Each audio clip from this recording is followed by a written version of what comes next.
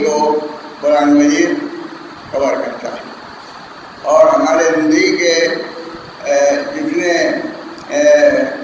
پہلو ہیں ان سب پہلوؤں کی رعایت ہے قرآن مجید میں.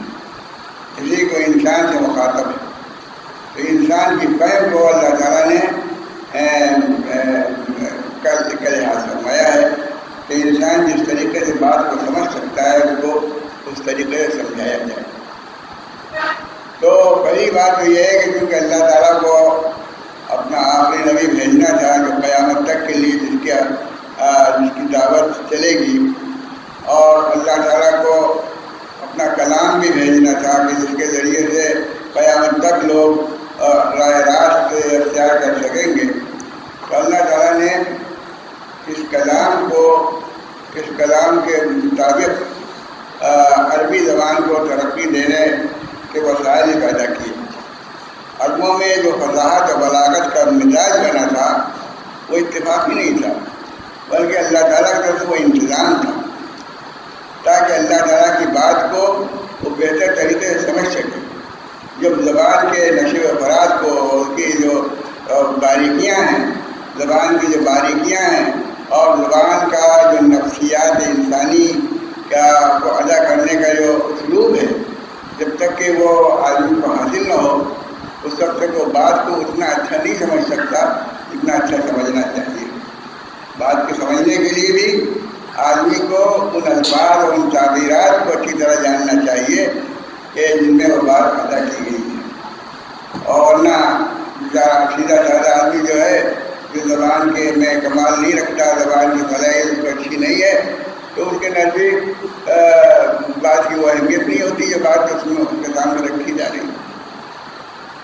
تو وہ فہم کہ جو بات کہی گئی ہے اس کے کیا اور اس کی روح کیا ہے اور اس میں اس کی طاقت کیا ہے اور اس کی اثر انگیزی کیا ہے، اس بات کو جب تک آدمی نہیں سمجھتا تو بات سے اس کا فائدہ نہیں اٹھا سکتا، اس کا فائدہ اٹھا سکتا ہے.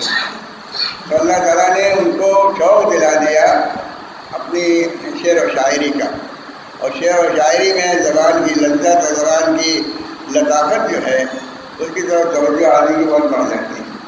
شعر و شاعری سے جب اس کا ربط ہوتا ہے اور شعر و شاعری سے جو لطف لے سکتا ہے اور اس کا ذوق پیدا ہو جاتا ہے تو زبان کی جو خوبیاں ہیں اور زبان کی جو طاقت ہے، تعبیر کی جو طاقت ہے وہ سمجھنے لگتا ہے. تو عربوں نے مدرسوں میں تو تعلیم حاصل نہیں کی، نہ کسی استاد سے تعلیم حاصل کی، لیکن اپنی زبان کو بہتر بنانے کی ان میں صلاحیت پیدا ہوگی، بات کو سمجھنے کی بڑی صلاحیت پیدا ہوگی. اور اس کی ایک مثال یہ ہے کہ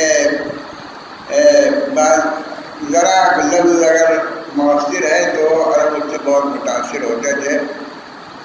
کئی واقعات ہیں کہ بنو نمیر تھے، بنو نمیر کو ذلیل کرنا چاہا شاعر نے تو یہ کہہ دیا، ایک شعر کہہ دیا کہ وہ ذکر پر من نمیر ان بلا کابن بلا سولا کے علاوہ. اس کا اثر یہ پڑا کہ بنو نمیر جو تھے پورا قبیلہ اپنے ذلیل سمجھنے لگا اور لوگ اس پر ہنسنے لگے. یہاں ذکر آتا کہ بنو نمیر کے ہیں، لوگ ہنس دیتے تھے اور پریشان ہو جاتے.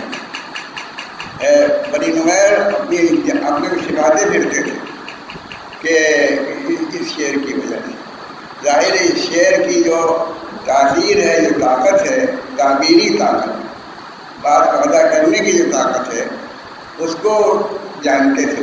اگر اس کو نہ جانتے ہوتے تو اس سے متاثر نہ ہوتے.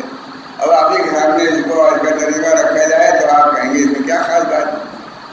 کیا اپنی نگاہ نہیں رکھو، تم بنو نمیر میں سے ہو، تم کعب بلاک اور